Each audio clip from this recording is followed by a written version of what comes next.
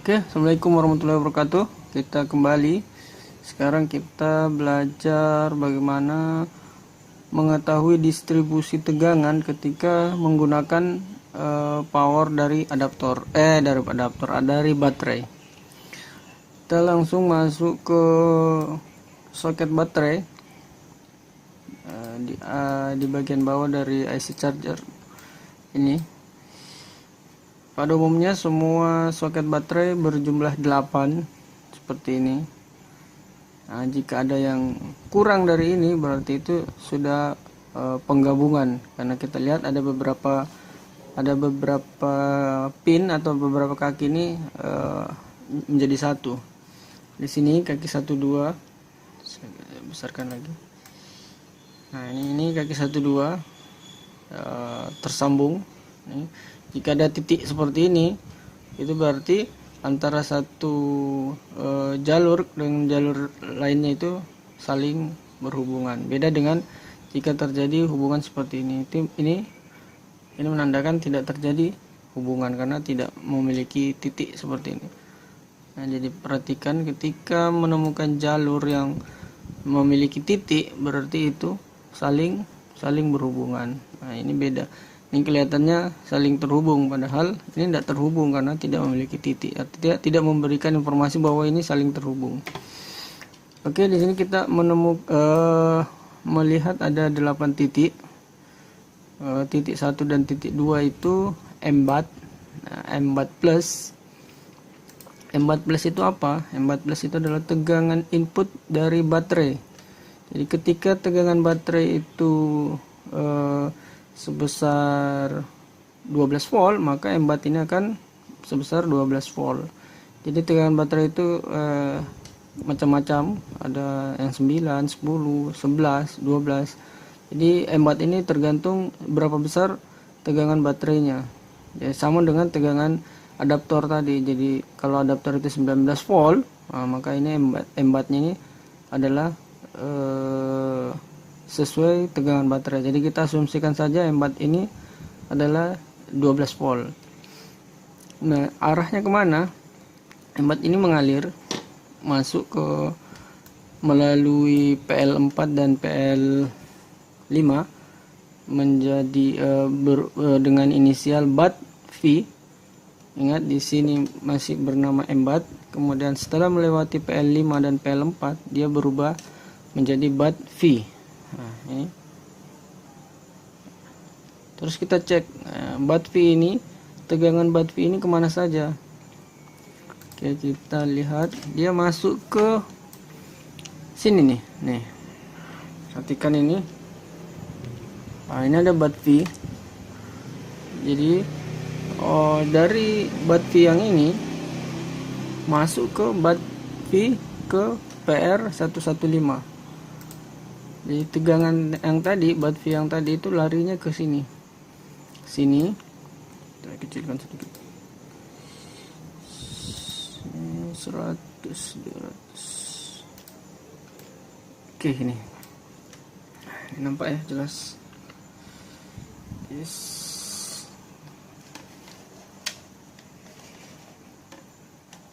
Sini ya.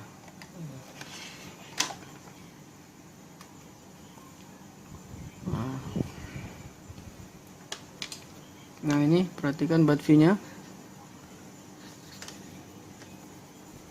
Ini.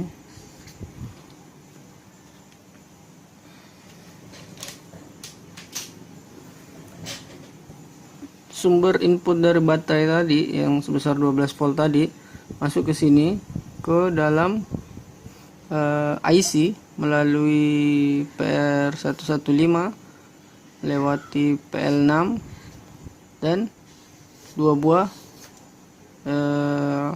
N-channel atau 2 buah MOSFET N-channel. Nah, ini baru masuk ke dalam IC untuk memberikan tegangan input atau tegangan supply ke IC. Selanjutnya dia juga masuk ke PQ35. Nah, ini PQ35. Perhatikan. Nah, ini arah arah dioda yang berada di dalamnya mengarah lurus langsung, artinya ketika tegangan 12 volt masuk ini masuk, maka ini otomatis 12 volt ini masuk langsung lewati PQ 35. Nah, seperti ini. Karena tidak ada tegangan lain selain dia. Jadi kita bicara sekarang baterai tanpa adanya adaptor. Nah, arahnya seperti itu. Kemudian 12 volt ini, tegangan baterai 12 volt ini masuk ke ke IC untuk memberikan perintah atau memberikan suplai tegangan ke IC, yang selanjutnya setelah tegangan masuk, maka AC OK ini akan memberi signal lagi-lagi ke KBC. Ini AC ini larinya ke KBC untuk memberi informasi bahwa kondisi tegangan dari baterai sudah masuk. Artinya yang bekerja saat ini adalah tegangan baterai, bukan lagi tegangan adaptor. Nah itu sistem kerja jika tegangan yang masuk, yang memberi suplai adalah tegangan baterai. Jadi arah tegangannya dari sini, kemudian naik ke atas, kemudian selanjutnya di baterai itu, di soket baterai ada tegangan TMP bat. Nah, ini ada tegangan TMP bat.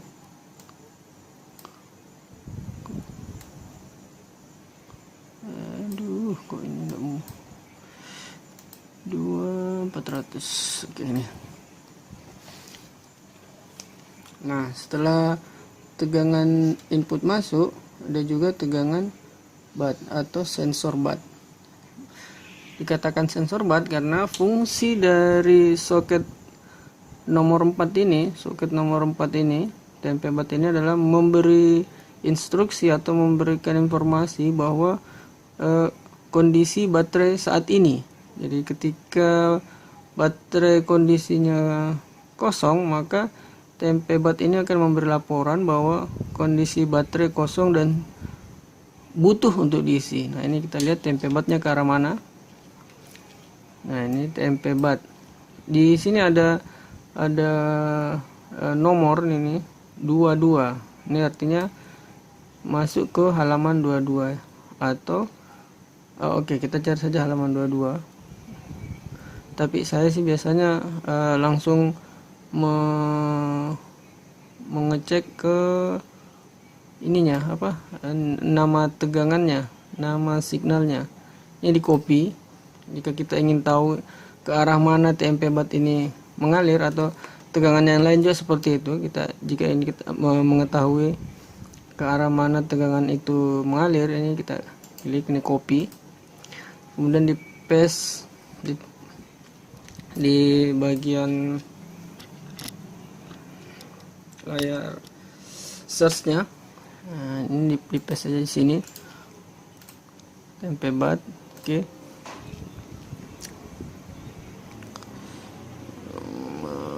Apa yang pilihannya ya, word only. Oke, kalimat only. Oh, ini.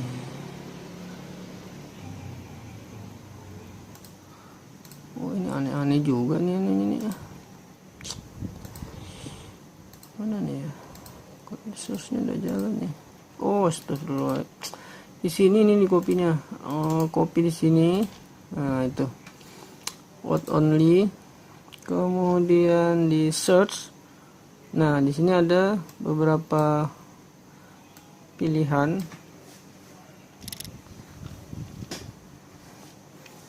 Oke, saya ulangi yang tadi.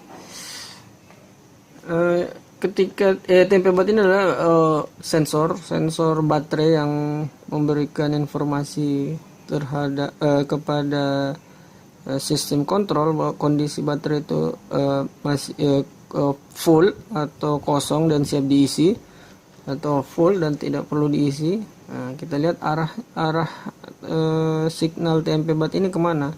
Ini di copy, kemudian masukkan di sini. Ini. Kemudian di sini ada pilihan. mana tadi? Nah ini new search, kita new search dulu. Ini TMP-BAT di paste di sini, kemudian word only jika menggunakan PDF ya. Ini PDF versi berapa? PDF Foxit. Jika menggunakan Acrobat mungkin beda sistem searchnya. Langsung saja di search. Kemudian di sini kita lihat ada 4 pilihan. Kita coba satu-satu yang mana yang paling cocok. Ini yang paling pertama. Nah ini TMP-BAT dari halaman 24 tadi masuk ke kaki 97 sistem kontrol. Nah ini sistem kontrol namanya NPCE 791. Nah ini NPCE 791. Ini sistem kontrolnya atau KBC nya yang bisa kita kenal dengan sebutan KBC. Nah inilah KBC. Nah, jadi yang tegangan baterai tadi masuk ke KBC untuk memberi laporan. Nah ini jadi yang pertama, yang kaki 12 itu adalah sumber input tegangan yang memberi suplai tegangan ke IC. Kemudian yang kedua adalah signal atau sensor yang memberi informasi ke KBC bahwa kondisi baterai saat ini. Kemudian ada yang keempat, kaki 5. Nah, ingat yang kaki 3 tadi ground, jadi bukan bagian dari pembacaan data. Kemudian kaki 4-nya TMP-BAT. Kemudian kaki 5 kita lihat MB clock. MB clock ini seperti memberi laporan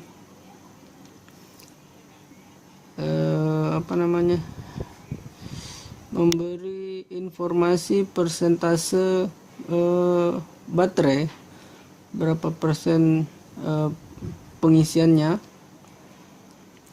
kemudian memberi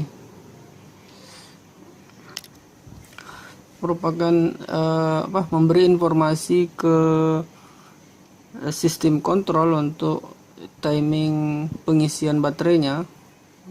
Lihat ini halaman 22 sama dengan TMP-BAT tadi.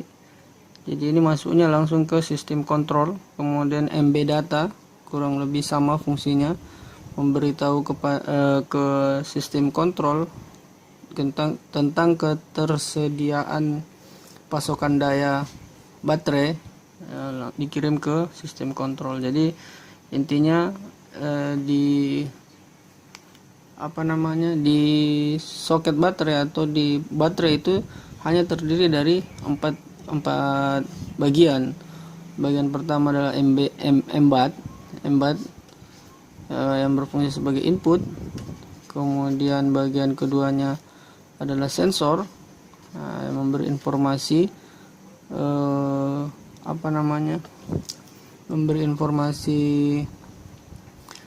kondisi baterai untuk apakah dia butuh kondisinya butuh di charge atau kondisinya masih full. Kemudian MB clock ini signal waktu yang biasa jika di dalam Windows nanti akan kelihatan persentase pengisian. Nah itu fungsi MB CLK nya. Kemudian yang keempat adalah MB datanya. MB data yang memberikan informasi pasokan daya dari baterai ke sistem kontrol. Jadi 3 bagian langsung menuju sistem kontrol, kemudian 1 bagian adalah input data. Oke, semoga itu bisa membantu memberi ilmu tambahan bagaimana sistem kerja dari baterai, kemudian sistem charger. Di video berikutnya akan saya ulang lagi bagaimana sistem baterai dan bagaimana adaptor dan baterai ketika sama-sama terpasang. Oke, terima kasih.